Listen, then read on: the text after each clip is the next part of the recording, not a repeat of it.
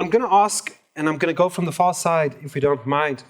Tony, if you can just introduction and some brief thoughts on AI specifically. Great. Good morning, everybody. So my name is Tony Christodoulou, and I've been part of the adjunct faculty here at GIBS for the past 12 years. Previously, I was a CIO for a global Fortune 500 company the last 10 years, American Tire Corporation. I left 2 weeks ago, as I'm now going full-time into my advisory services, a company called Cyber Dexterity. And I'm also a non-executive director for a company called Hansel International based in the UK that's looking at CISO and CIO advisory services. So I've got two hats when I look at this topic of AI. There's the element of the educational side of teaching and what do we need to be equipping ourselves as future leaders when it comes to the topic of AI. And there's an element of the practical side. And whether it was in my role as a CIO, where many times executives had the knee-jerk need to get involved in AI, but not always knew the why behind that. And I'll cover some of this later around, do we know the true purpose of what we are going for from an exploratory perspective of what is our purpose and why for looking at AI? And it goes as far as 425 years ago when the tagline, knowledge is power, was tagged by Francis Bacon. And it's so true today is, what is the pursuit? And it's important because it goes to that principle of leadership, is around what is it that we need to be thinking about when it comes to sustainability. And when I think about those principles, the one that sticks out for me is how do we as leaders think about sustainability? Because it covers a lot of these things around how are we going to do the right things. So it's a long tagline, but I think for me it's about how do we make sure that we're not ignoring the analog aspect of AI, and that's people. And we'll get to that. Good. Thanks, Tony. Monisha? Good morning, all. My name is Monisha Prem from M. Prem Attorneys. I'm a commercial law attorney, and I've been in practice and in business advisory deal making for over 20 years. I am an advocate and proponent of preventative legal measures as opposed to curative.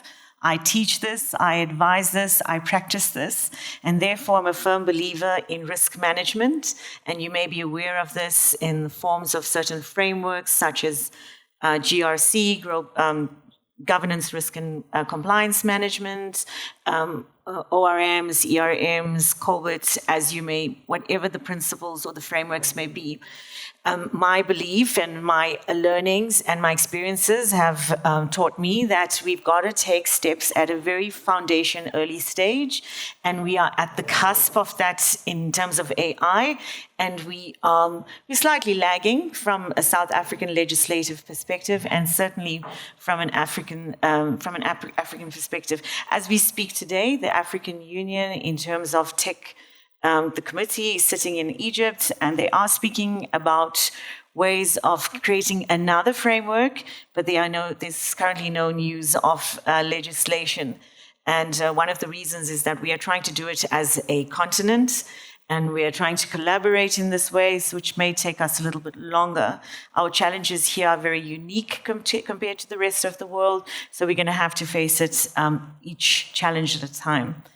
As we move further and advance in technology and make these advances, the biggest risk is still to fundamental human rights. And therefore, it's not just in terms of bias and ethical concerns, it's about machines making decisions and influencing decision-making at a leadership level. And perhaps this is one of the biggest risks and has been marked by the European Union Commission for AI to say that we need to look at what are the influences in terms of how we make decisions in our lives, in terms of consumers, in terms of leaders, if this is going to be influenced by artificial intelligence. And we're going to look at what is the compliance and the legislative and the global frameworks around this, so we can draw from that and learn from that in the absence of our own framework this morning. Thank you. Thanks, Monisha. Lyndon? Good morning, everyone. My name is Lyndon Munetsi. I work for Amazon Web Services, a division of the broader Amazon Group. I've been there for about 1.5 years, but prior to that, I have held several senior roles in digital transformation. and in information technology with some of the leading entities in this country. AI has been with us for a while. It's not a new conversation. In fact, going back easily 10 to 15 years, if someone ran a credit check on you, there was a little robot in the back that was doing an analysis and looking at what you're actually good for and making a recommendation. The advantage, though, was that there was typically someone on the front end who would almost vet what the machine did and kind of qualify it and say, okay, this is real or this is not ideal. That has since changed. The machines are coming to the fore. They're starting to make the decision, and people are starting to follow. Now, the whole conversation around AI and machines and all of that may be a daunting one, but I choose to look at it as a bit of an opportunity. In fact, I'd say AI ultimately has three fundamental purposes. It needs to either solve a problem, it needs to meet a need, or it needs to create an opportunity. AI is not being propagated simply to eliminate jobs. I can promise you now that Skynet is not coming based on the Terminator series, but rather, for as long as these things are created, they can be controlled. And when I say controlled, we go to the conversation on data. Every single one of these things are a function of data. Every single day, from the moment we wake up, we are creating data points.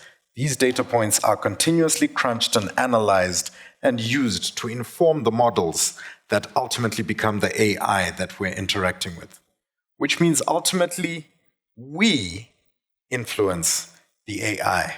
But we'll go into all of this as we go along.